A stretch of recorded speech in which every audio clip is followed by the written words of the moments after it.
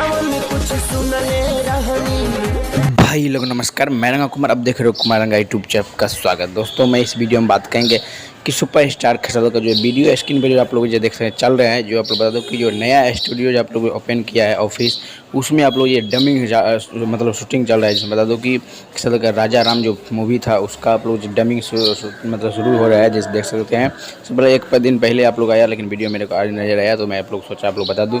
और बात करें कि आप लोग खेसारी का जो नया ऑफिस खुला है उसका नाम है आप लोग KKR, मतलब खेसारी कीर्ति और ऋषभ। आप लोगों को बता दो कि बहुत ही गजब का है नाम, और ऐसा होना चाहिए क्योंकि अपना बाल बच्चे के नाम से भी रखा है, अपने बेटे के नाम से और लड़की के भी नाम से और खेसारी को खुद का नाम से, तो बहुत अच्छा बात है, ऐसा होना चाहिए। और देख सकते हैं स्टूडियो बहुत गजब का है, मुंबई में है।